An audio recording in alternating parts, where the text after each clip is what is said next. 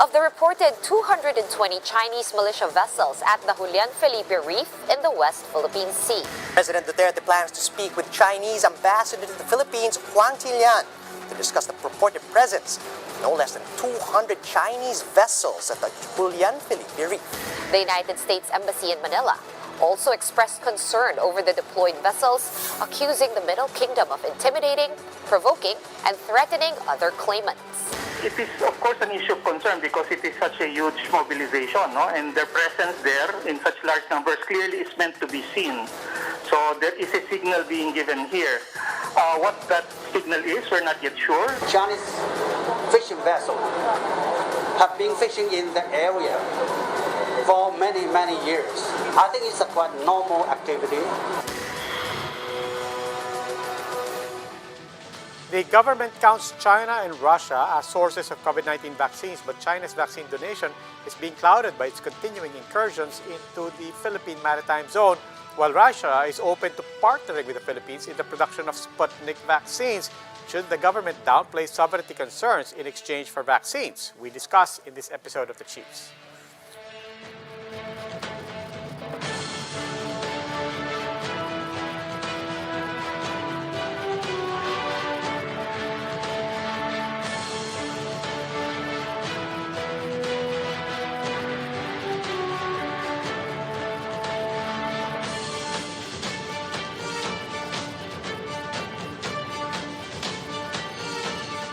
Welcome to this special edition of the Chiefs. With me via Zoom are Ami Pamintuan of the Philippine Star, Lucy Cruz Valdez of News 5, and Ed Lingao of One News.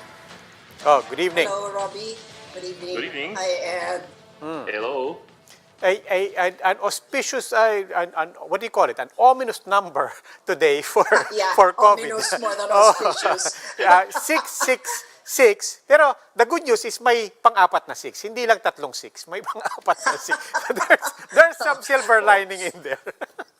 Worrisome for reasons other than scientific. Di ba? I mean, Takot naman yung quadruple 6 pa rin yan. I'm still... Yeah, well...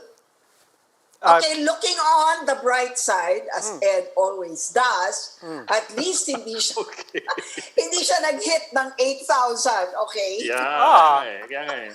So, a different reason for us to worry naman. Reasons other than scientific nga. And then, but yesterday, the other big story is mukhang hindi pa tapos tong this thing with the Manila Archdiocese and the government. Yesterday, nandito si Father Jerome Siciliano of the CBCP. He said, di ba? I think, if I remember right, he said, sarado ang mga simbahan at hindi kami magpapapasok. Kung may kumatok, hindi namin mapipigilan, pero hindi papasok. But there were 100 people in Quiapo Church kanina. Well, iba kasi ang stand ng Quiapo Church, no? So apparently, medyo discordant din ang voices within the church. Well, two things kasi. First of all, the archdioceses kasi they're their own kingdoms or their own jurisdictions. The CBCP does not necessarily speak for all the archdioceses. They have their own autonomy, you might say. A cardinal cannot order an archbishop to just do what he wants. In that sense, may ganong autonomy yun. The other thing is this. You would notice na yung sa Quiapo Church, they hewed very closely to the 10% that Bishop Pabilio was talking about. Remember, that's 100 people, Ed, ha? Yeah. That's supposed to be 100 people, yeah. I think 1,000 yung capacity nila. So, I suppose it's their way of, maybe the church really works in mysterious ways, you might say. Because what they did was basically they said, officially, we are discouraging people, but we will not prevent them from going in. So technically, the gate was closed. The gate was closed. But if people want to come in, they're allowed in one by one, check for temperature, alcohol, and all that. Hanggang 100 lang. Pag umabot ng 101, hindi na pwede. So in a way, they followed what they were saying last night. Pero at the same time, meron din paghuhugas kamay. Hindi lang yon. Ang hirap niyan, when they say 100, expect a line. I mean, ang daming nagpapanata pag Holy Week, di ba? Anyway, we have with us Ami Pamintuan. Ami, welcome. Quickly, ano bang headline bukas? Well, yan big church. Pero pag-uusapan daw ng IITF bukas yung nagre-request na simbahan ng 10% capacity na. Even during the bubble. So pag-uusapan daw bukas. So malilinawan siguro natin yan bukas. Anyway, we'll clarify that. For now, we go straight into our topic. We have a very important guest with us right now, retired Supreme Court Justice, Senior Associate Justice Antonio Carpio. Justice Carpio, welcome po to the Chiefs. Welcome to the Chiefs, Good evening. Thank you for guesting me again. Yes. Justice Thank you Carpio, for being here again. Justice Carpio, we'll dive straight into it. I won't ask you about China's actions. I think everybody understands the context of our first line of questions for you today. I want to ask you about government's response. How would you assess how the DFA and government has been responding to this? Well, I think the diplomatic protest lodged by the DFA is correct. That's the first thing we should do.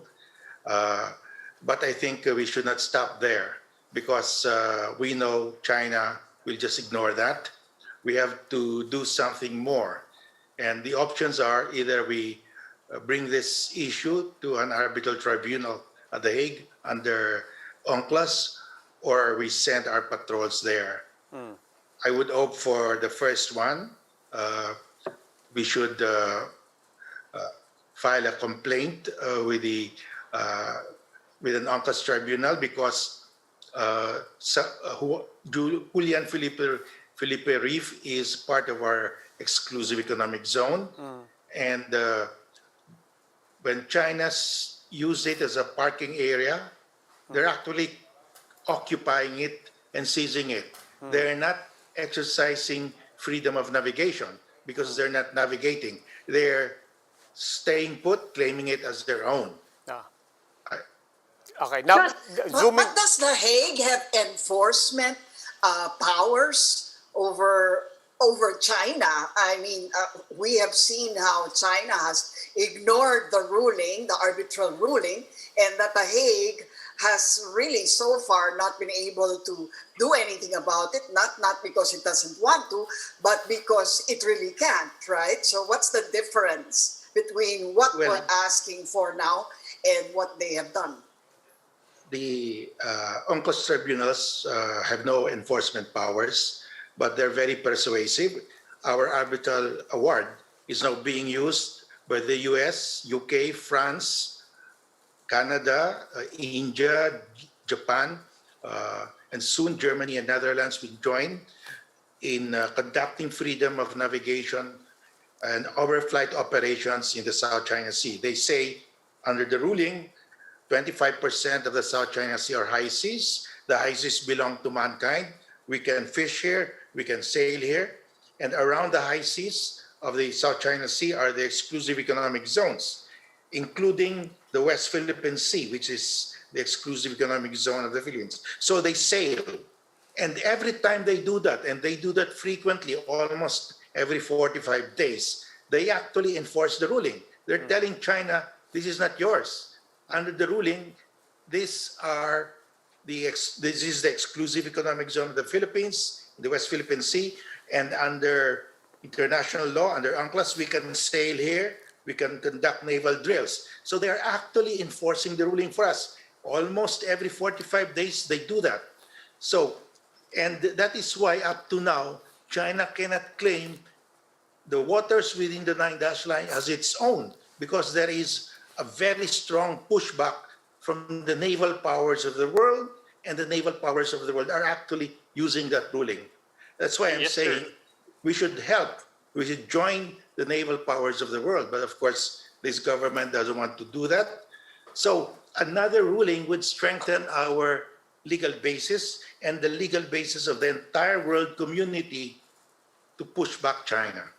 Yes, sir. So, of course, very persuasive nga po yung whatever ruling a tribunal would make. But would it persuade the right country into for example, China into vacating Julian Felipe? Kasi po in the end, yes, it does convince the rest of the world that it is our EEZ. But will it oust China from Julian Felipe? Well, China is a nuclear power. No country can oust China, and that is a fact in international law. But it doesn't mean that we have to fold up and just abandon that area. There is international law. We have a treaty with the US, and the naval powers of the world are willing to enforce it by sailing there. So what is our choice? Our choice is to do that. But in Because fact, the choice is just to abandon it. no, but in fact, that's the question now, because I remember this was how Mischief Reef started. Panganiban Yes. Reef. They were saying those three huts there were Yeah, shelters they're for huts. their fishermen. Yun yung pinag-umpisahan na, and suddenly, na-reclaim na yung reef, naging garrison. Now they building an airstrip there, baka may mga submarine na doon. So, sa tingin nyo, sir, yung prospect neto of the Chinese staying there for the long term in that reef and developing it into another artificial island, do you think that prospect is real? Do you think the possibility is very strong that it can happen? Yes, I think China is using the same playbook it used when it seized Mischief Reef in 1995. When it seized Mischief Reef in 1995, it told the world, we are just putting up a fisherman's shelter. Today, China is saying our ships, 220 of them, are there because there is a storm. There is no storm anywhere near Julian Felipe Reef. In fact, if there is really a storm, all those ships can go to Mischief Reef, which is just 50 nautical miles away. And in Mischief Reef, they will be well protected by the ports that China made in Mischief Reef. They simply have to sail 50 nautical miles to Mischief Reef, and they're totally safe from any storm. They are not doing that because they have another motive. They are taking possession, and they're doing that. In fact, this is not the first time they've done it. They did it 1 year ago. They were there already in 2020, February. So this is a continuation. But Justice Carpio, clearly there is an escalation in the movement here. There is this is very brazen. It's very overt. Why now? Well, they feel that they have the upper hand right now. We are in a pandemic. We're asking vaccines from them for donations. So they encroach. One day, the following day, they deliver the donated vaccine. It softens the blow. So there is method in all of this madness. So do you really think that, so are you in effect saying what a lot of people are surmising, that our weakness in the COVID response and our compromised position when it comes to vaccines has in fact is part of what's compromising us right now in this stage? Yes, of course, because China looks at this on a total picture. When it sends vaccines, donations of vaccines to the world, it's for a purpose. It's to gain something. So China knew that it would deliver that vaccine, and it timed it with the presence of its ships in Julian Felipe Reef. So what is the effect now? The effect is they are there, we protest, but we accept the vaccine of China, so it softens the blow. How are you looking at the U.S. government on account of this? Do you think that their statement of condemnation is strong enough? And do you think, more importantly, they will follow up on whatever statements they have issued on this issue? I think this time they know that they have to show strength. They have to show that they are a good ally. So that statement was strong, and the test of that is if we send a Coast Guard there, vessel or a Navy ship, and if it is attacked by China, we can invoke the Mutual Defense Treaty. But I don't think China will ever fire, because the last thing that China wants is to give the US a legal excuse to intervene in the South China Sea dispute. And that's why our ship in Ayungin Shoal, dilapidated, cannot sail anymore, but we still carry that as an active ship in our Navy. China does not touch it, because the moment it touches Sierra Madre, BRP Sierra Madre, we can invoke the treaty and China will have a big problem in their hands. So they're just waiting for that BRP Sierra Madre to collapse, and it's about to collapse because it's rusty already. Yes, sir. Sir, you mentioned two options that are available to us. One, of course, is yung bringing it up to the arbitral tribunal, and you are recommending that. And the other one is sending a patrol. Yes, I'm wondering lang po, what could be an immediate relief? Kasi even if you bring it to a tribunal, it will take a year or two before we get any relief. So at least even if you do make a filing now, at least for the next few months, how can we get some relief from what is happening there? well, Just to even make sure if that they don't really put in any anchors. you have to understand, even if we send our biggest ship to Julian Felipe Reef, they will not leave that area. So we should file just a case, keep it burning there, put the pressure legally on China, and until the world will tell China, or China will lose face. If we send a warship there, China will not move. So better file a case and reserve that action of sending the warship as a third option. Now, if the president is really brave, he can send the warship, let it be fired upon, and invoke the treaty. But of course, I'm not recommending that. I'm recommending the legal route because I think that is where we are strong.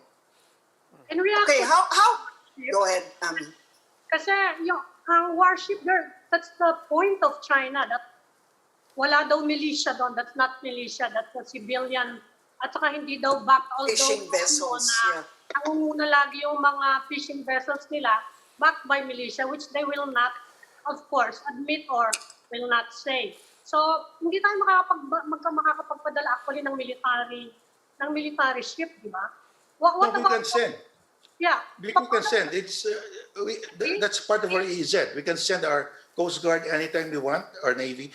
China is saying there are no maritime militia vessels there. There are. We have the satellite images, the satellite photos.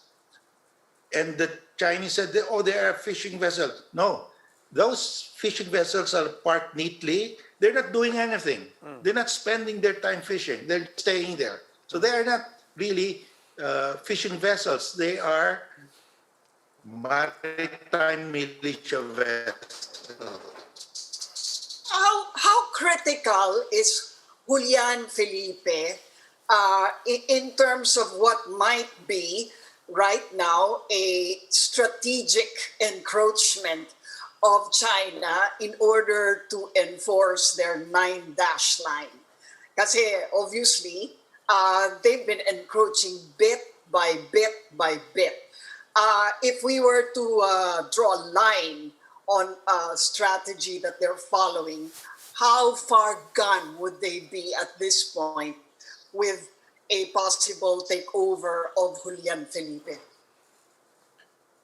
They are in actual physical possession of Julian Felipe. We cannot throw them out even if we want to. And just 50 nautical miles from Julian Felipe is Mischief Reef, their biggest air and naval base in the Spratlys, where fighter jets can just fly. Within minutes, it will be in Julian Felipe already. And even their warships can sail, and within an hour, it will be there. So they have an iron grip on that area because they have a huge air and naval base there, the Mischief Reef. Their biggest naval base in the Spratly is Mischief Reef, 15 nautical miles away. And that is why they want to control Julian Felipe Reef, because it's very close to their biggest air and naval base in the Spratlys. Yeah, but in terms that line, of the entire 9-dash line, in effect, are they already occupying, say, half of it by getting Julian Felipe? Are they, how close are they to actually being able to claim that 9-dash line, territory? The 9-dash line is very long. It reaches northern Luzon. It goes all the way to Vietnam. But the total islands occupied in the Spratlys is less than, I would say, less than 3% of the total area of the South China Sea. If you count the paracels, maybe it's about 5% of the total area of the South China Sea. So we won in our arbitration the maritime area. It did not involve geologic features above water at high tide. So these are two different things. So if you're talking about what does China actually possess, it's less in the Spratly, it's less than 3% of the West Philippine Sea, because it's just waters actually. Okay. My concern really is the maritime zone, because one, that's where we will get our gas, and we will run out of gas in Malampaya in 2 or 3 years, and we will have rotating brownouts in Luzon. We will have 12 to 14 hours of brownouts in Luzon. So we have to develop reed bank, because that is the substitute. If we don't develop reed bank, we will have to import liquefied natural gas. That's why the Lopezes are putting up facilities in Batangas, just in case they will have to import LNG to supply natural gas to their gas-fired plants in Batangas. Now, we have to prepare, because China might not actually continue with the MOU and TOR because of what they're doing now in Julian Felipe and their new law, the new Coast Guard law of China. It looks like they are taking back what they have committed to us. So we must be prepared to import liquefied natural gas. Now, this move of China to fortify, to show that they control physically Julian Felipe, is just to strengthen further their claim. Once they put up an outpost in Julian Felipe, they protect their biggest air and naval base, Dmitriev Reef. They deprived us of another area. Justice Carpio, I mean, obviously we have a lot more questions about the South China Sea, but as much as we value your insights and authority on the matter, we'd also like to expand a bit and take advantage of the fact that you're here. Wanted to ask you about Isambayan, also, which you launched more than a week ago. Any update since the launch? I mean, what is there? What's happened with the coalition? You said at that point you floated some names. You mentioned some names. Some were in the context of we are already talking to them. Some in the context of, I don't know, overtures or whatever it was. But what has happened to the coalition since? Well, we are forming provincial chapters. We're now forming chapters in schools, Isambayan UP chapter, Isambayan Ateneo chapter, Isambayan Lasal chapter. So we are expanding and going to the municipal and city level. But in terms of the personalities that you mentioned, obviously Vice President Leni Robredo is a key character there. Trillanes was mentioned. Grace Poe was mentioned. Some people, we threw in as a litmus test the name of Ping Lacson. People were throwing the name of everybody not purely black and white on the side of the Duterte camp. What about in terms of those names? Who are in fact now officially part of the Isambayan movement or coalition? Well, we have talked to Vice President Leni Robredo. We have talked to Mayor Isko Moreno. We have talked to Senator Grace Poe. We have talked to former Senator Trillanes. We have talked to Senator Nancy Binay and her father. We're trying to put together a coalition. So when we talk to them, it doesn't mean that we are asking them to run. We're asking them to support whoever the coalition will field. Right now, we're accepting names. We're accepting nominations. The nominations are not closed. And we will conduct online survey, like a primary, and we'll have the traditional survey by SWS Pulse Asia. We will have interviews. We will have interviews with the candidates, and we will have, of course, background check, and we discuss among ourselves the capabilities, the strengths or weaknesses of the candidates. So it will be a total consultation with the people. Yes, sir. Sir, but sir, in the final round, sir, and that is what I suppose will matter. In the final round, how will the selection be made? Of course, you will have consultations, you will have surveys, but in the end, who makes the choice? Who votes on who gets to run? The conveners, the members of we're about 14 members of the Isambayan. We will vote on whom to field on whom to recommend to the Filipino people as the candidate of the democratic forces in 2022. And all the coalition members that we have talked to agreed that they will support whoever we decide to present to the people as our candidate. So have you succeeded in actually convincing all of those you have named to join Isambayan? Yes, they have agreed to join the selection process and to respect the selection process. Okay. Are you also talking to business groups? Because you will need funding for your candidates. Diba? We're talking to business groups, but as we know, historically, when your candidate is strong in terms of surveys, in terms of popularity, then the contributions will come in. Sorry, What are the chances that you will really be able to unite what is at the moment a disparate group of, of different political backgrounds and different political agenda? No? What are the chances that you can really make, for example, the Makabayan bloc support, any one of the candidates that... Yeah, it's a very daunting task because these are natural enemies.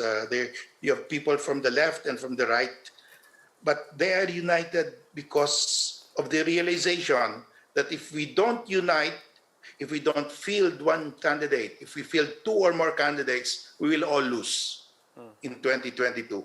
So this is now the realization that if we are united, we can win. If we are divided, we will certainly lose. So that's really the overwhelming factor that's putting together this coalition. Sir, you've been clear, I think, in broad strokes on what the values you're looking for. You want somebody who will respect human rights, who will respect democracy, and so on. But people want to know, come election time, what are the issues you think that whoever you choose, whoever your candidate will be, should be talking about? Well, of course, always it's about the economy. It's about poverty. It's about high prices. It's about employment. That will always be the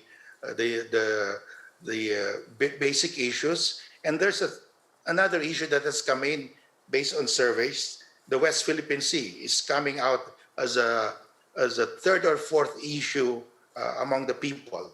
So that's why when we talk to the possible candidates, we will ask the candidates, what is your plan to resolve the current problem? How to address the pandemic? How to revive the economy?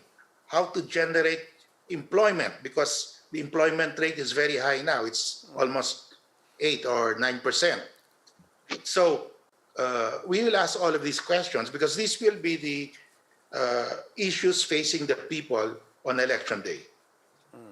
Justice, are you open to welcoming, kung sakasakali lang, si Senator Manny Pacquiao? Mukhang nagkakalaglagan dun sa party nila. Well, if Senator Pacquiao will support us, will join the coalition, respect the selection process, I don't have a problem with that. But he has said he will run for president, so that's the big problem. And he has also a big hurdle because one of the qualification standards that we have set is that you must be competent and you must have a track record. And if you look at the track record of Senator Pacquiao in Congress, he was the #1 absentee congressman. He topped it. And also in the Senate, he also topped the #1 absentee senator. So very difficult to put him into the possible candidates. Yeah, it certainly doesn't sound like an invitation. Eh, nagpa-practice naman daw kasi kaya siya absent. Saka sir, marami rin naman daw siyang mga bills na co-authored. Oo, saka tumutulong siya sa mahihirap. Oh, yun, tunay yun. And Justice Carpio, let me ask this only because, look, it has been floated. What about you? Is there a possibility that this could be about you? The fact that I'm chairing it means that I am not running, I'm not a candidate. There's a conflict of interest, and I would never have accepted being chair if I had any intention of running. Okay. Justice, Pero sir, if I may ask about that, sir, kasi we have been through this then with other candidates before, where they said na we are not running. We heard it from Gloria Arroyo. We heard it from Rodrigo Duterte. Is there any possibility you might do the same thing? Antonio Carpio. No, I'm not running. Baka may substitute kayo, sir, ha?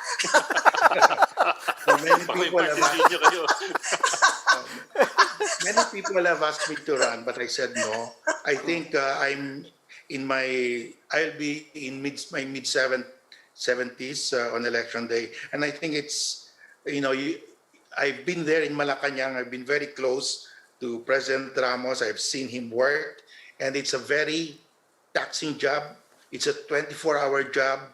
You cannot take a vacation. You must have stamina. You must have strength. And we need a younger person there. okay. And most of all, as the presidents like to say, it's destiny. That's the door So, that you never always know, right? remains open. Anyway, Justice Antonio Carpio, maraming salamat po. Thank you, sir. Maraming salamat rin. Ingat po. Thank you, sir. We need to take a break. Please stay with us at Chiefs. We'll be right back.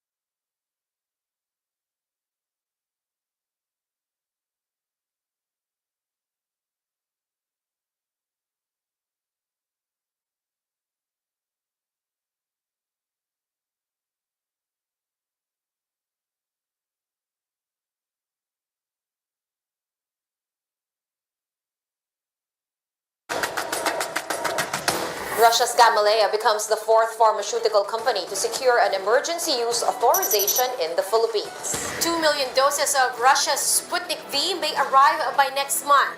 That's according to vaccine czar Carlito Galvez. After a rigorous and thorough review by the regulatory and medical experts of the currently available published and unpublished data, the FDA is granting emergency use authorization to the Sputnik V GAM-CoV-Vac. Welcome back to Chiefs here on One News. We're now in the final stage of our conversation. Now joining us is Russian Direct Investment Fund CEO, Kirill Dmitriev. Good evening, Mr. Dmitriev.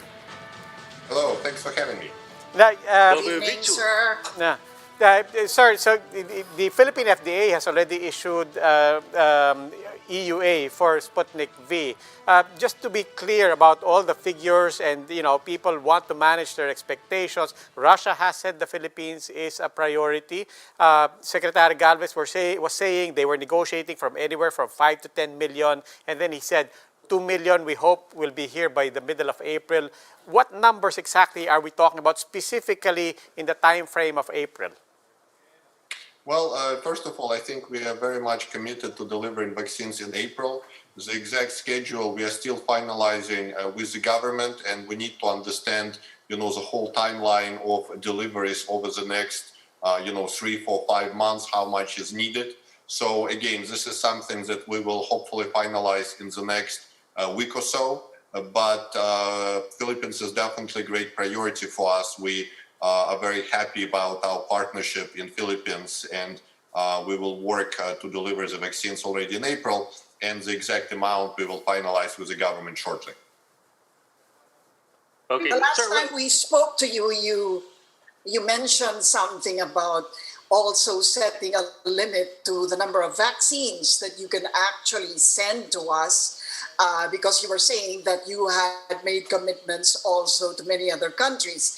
However, the government has committed to actually, if they follow their own plan, to achieving herd immunity by December. Do you think that you can continue to supply beyond December in case, the government fails to live up to that plan? Yeah, definitely. Well, first of all, we see that, December timeframe is very realistic, and the government is doing lots of great efforts to work with different vaccine producers and build, really robust portfolio of vaccines. But we can supply vaccine, following December for sure. We have secured production capacity to produce more than 700 million people doses a year. And of course, we have to allocate it among 56 countries who registered Sputnik already, but Philippines is a great priority for us, and I'm sure we can accommodate, pretty much any amount of doses by December that government requires from our side. Okay. Mr. Dmitriev, there have been numerous reports about the high efficacy of the Sputnik vaccine, but we will be administering only to people above 18. We understand you're undertaking studies on the effect of your vaccine on minors, and as well, are you also conducting studies on the effect on senior citizens? Can it be used on seniors above 60? Yes, definitely. So we actually showed in the Lancet articles that we have efficacy 91.6% overall, and for people actually above 65, it's 91.8%. So in all of the countries where Sputnik is administered, it's administered 18 plus.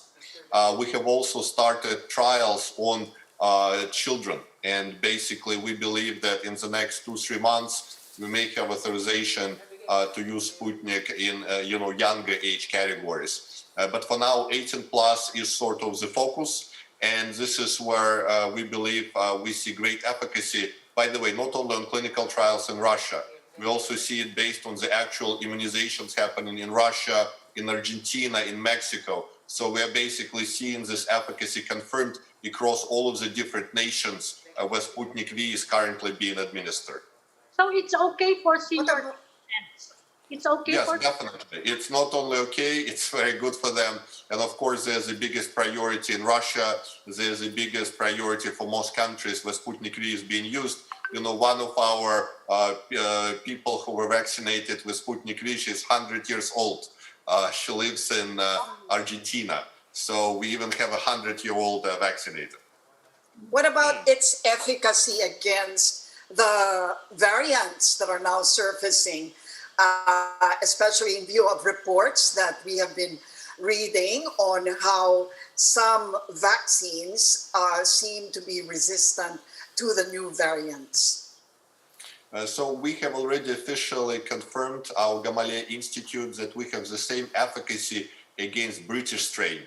And this is very important because it's almost 10 times more virulent than the previous strain. And I think this is also one of the reasons why in Russia we have declined by 3 times from the peak cases of coronavirus just 2 months ago. And the reason is Sputnik has already provided security for our medical personnel, and we see actually the number of cases decline dramatically. We will release data on other mutations in the next 2-3 weeks. So far, our scientists confirm that Sputnik is very efficient against mutations. And the reason is in a unique approach that Sputnik is using is basically itself a cocktail of 2 different vaccines. It's adenovirus number 26 and number 5. And we believe this cocktail approach provides for stronger results on mutations, and we will be releasing this in the next 2-3 weeks on other variants. Yes, sir. I think there's a lot of great interest in an idea put up last year about partnership between Sputnik and local firms for the long-term manufacturing of vaccines, COVID-19 vaccines in the Philippines. I'm wondering how that is going and whether any steps have been taken along those lines. Yeah, I think this is a very important point because Russia really offered a very unique approach to many nations. We basically said we can transfer our vaccine production technology for free, and we want to build those production partnerships in different nations. We already secured such production countries in 10 countries with 20 producers. With Philippines, we're in the final stage of negotiation with actually 2 producers, and we hope to conclude them shortly. I think Philippines can actually be one of the hubs of vaccine production for Asia, and Russia is really committed to it, and we see that from the time we make an agreement, the vaccine production can start within the next 3-4 months of that. So we hopefully will have good news shortly, but we do believe that this Russian model of giving countries ability to produce the vaccines themselves not only gives control to the countries, but also gives certain vaccine independence to the countries, and this is what Russia really stands for. Hi, sir, could I just So are you clarify? saying You that we said could 3 have to a 4, manufacturing 3 to within the 4 year? months. Could I just get clarification on that? You said 3 to 4 months. 3 to 4 months, it means that theoretically the entire manufacturing process can be up and running, or we can get to a starting point in 3 to 4 months? Yeah, no, in 3 to 4 months, if the companies already have fermenters, which is the basic equipment used to produce a vaccine, they can already start producing high-quality vaccine. And we have seen this already in 10 other countries where we started this process. So again, we just need to conclude our discussions, but we hope that once they're concluded, we can have production in Philippines already this year. But once again, let us conclude them not to raise expectations excessively, but we do see that Philippines can definitely be a great production hub for Sputnik. So this is not just going to be a fill and finish kind of process where we import the formula and we just basically package it here. It's not going to be that. Are you saying we're actually going to be producing it here? That's our model, yes. So we exactly enable countries to fully produce a vaccine, basically just receiving a strain of the vaccine from Russia and basically growing and having the whole cycle in each country. And we have done it already in India, we have done it in China, we have done it in Korea, we want to do it in Philippines, so exactly. And this is a unique approach because most other nations, they try to control all of the technology. And basically they give, as you said, typically fill and finish. But Russia really, in the beginning of pandemic, made this very important decision. We will transfer the whole technology of vaccine production. And this is what we are doing. Sir, I also understand that that you've been experimenting a bit with limited production on a powder form of Sputnik. I'm wondering also how that's going, because that could be more viable for far-flung areas. Definitely, and it's called Sputnik Light, and we expect it to be great news in the next couple of weeks, because basically just a one-shot vaccine that shows higher efficacy than many of the two-shot vaccines that are currently available. And basically it's our first shot, and it's very similar to what Johnson & Johnson has done. So both of them are what's called adenovirus 26. And the reason why we like this approach, we recognize that, of course, immunity will not last as long and will not be as strong. But we've seen it, and we'll publish data that it protects against severe cases. And it enables to sort of stop epidemic breakout very quickly, because you can vaccinate lots of people with one shot right away, not having to wait for the second shot. So we will be launching this very shortly. We are in discussions with Philippines government. They may want also to have this vaccine as well. And we believe it's a very viable solution to stop epidemics very quickly. What are the most common adverse effects that you have recorded? And do you have you recorded extreme allergic reactions as well? Well, again, all of your questions are great, and it's really honor and great to work with you because you cover all of the bases. So we have not recorded any strong allergies. And the reason is because we use this human adenoviral virus, which is a simple flu virus. And we know when we get a simple flu, we don't get a strong allergic reaction, because this virus is used to us, we're used to it, and by the way, we use a very weakened form of the virus. So if you look, for example, at Mexican data, and they compared 4 different vaccines, you have the least number of any side effects on Sputnik. And this is the basis of what we've done to really have not some novel, not really fully tested technology, but something that all of our body is familiar with, which is human adenoviral. So we already, of course, injected Sputnik in, more than, 9 million people around the world, no allergic reactions, and this was at the core of Sputnik design. Really, let's do something that human bodies are already used to and do not have allergic reactions to. That is at the core of our model.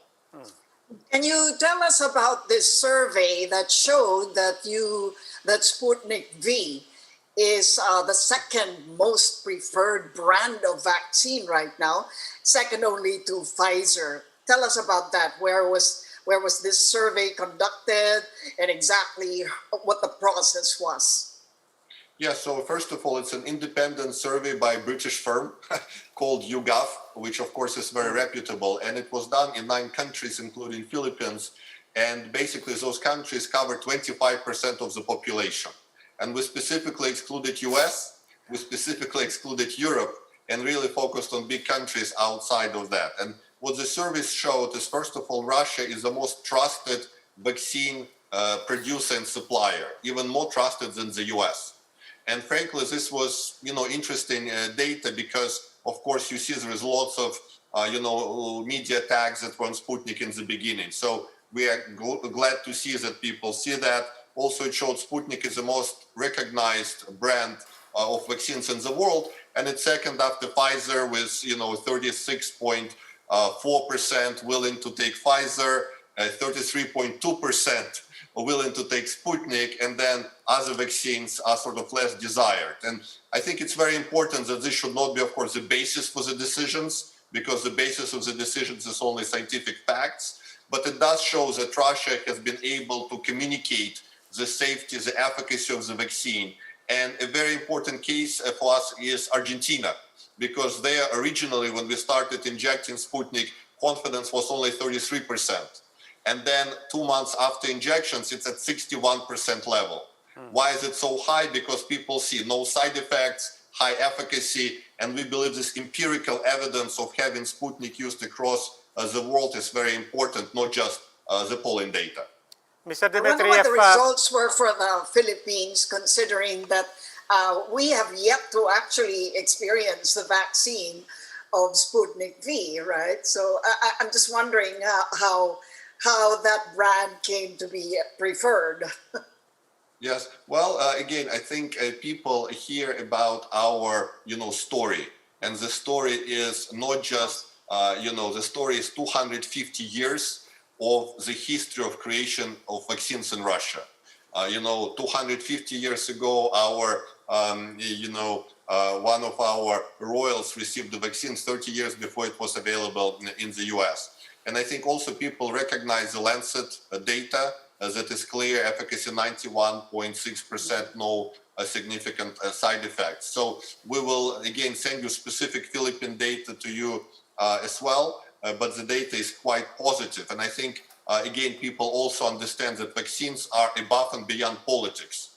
Many people try to make Russia vaccine political, but frankly, we believe it's a huge mistake. And countries who just want to save their people and work in partnership with us to produce vaccine are going to be the winners versus countries who try to make it political and exclude Russian or Chinese or other vaccines from the market. We believe vaccine should be above and beyond politics, and Philippines, by the way, is a great example. And for example, your foreign minister has been very vocal about his support for Sputnik and for other vaccines, and we really appreciate this. We believe it's a very balanced, important, positive position. Yes, Mr. Dmitriev, speaking of politics, I hope you don't mind, and it won't be specific to Russia, and it won't be specific to Russian vaccine makers. But recently, the president threw a lot of people for a loop, got confused when President Duterte expressed misgivings about the indemnification law that he himself had signed, but basically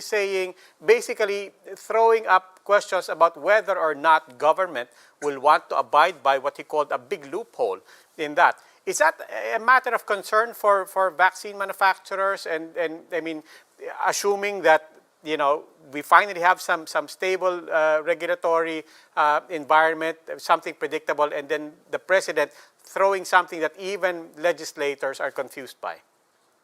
Yeah. Well, again, for us, it's a very easy story because unlike some other vaccines with newer technology, we do not demand full indemnity. So you basically have some newer vaccines who basically say, look, we haven't been tested on many people for a long time. We cannot be responsible for sequences. So give us full indemnity and government is responsible. Sputnik is following a different approach. And by the way, China is following a different approach.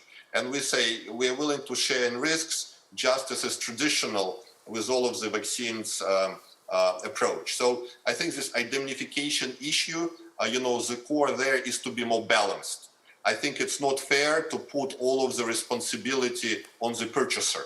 I think producers have to bear some responsibility, and that should be a balance because at the end of the day, this provides for, the optimal, equal and balanced solution. So this is my response on the indemnity. We are not big supporters of having governments all over the world being the only responsible ones for the vaccines. We don't think it's fair. Could you tell us who your local partners are? You mentioned 2 companies. Are they companies or are they schools or what? Yeah, we'd rather not mention names until we conclude the discussions. There are, significant pharma companies, but we don't want to mention names because what if discussions are not concluded successfully. But we'll definitely keep you posted on them, and we are focused on really top pharma producers in different countries as our potential partners. And Russia has 2 other vaccines developed already. Are you planning to introduce that as well in the Philippines? Are you getting EUA for the 2 other vaccines? So once again, yes, we have those 2 vaccines, and we believe they are quite good and they have good results. We still need to get some additional check marks on them because they're finishing still phase 3. They still need to publish some articles, so they're a bit delayed in terms of their process versus Sputnik. But once they go through all those necessary steps, of course, we see them as potential candidates for Philippines and for other countries. Okay. Mr. Dmitriev, maraming salamat po. That was Russian Direct Investment Fund CEO Kirill Dmitriev. Thank you very much, sir. Thank you. Honored to talk to the chiefs. Thank you. Thank you. And that will be all for this special edition of the Chiefs. We hope what was discussed here will keep the conversation going. Before we go, a reminder to everyone, mask on, wash hands, and stay safe, Philippines. I'm Robbie Alampay. I'm Mami Paminton of the Philippine Star. I'm Lucy Cruz Valdez of News 5. I'm Ed Lingao, and we are One News.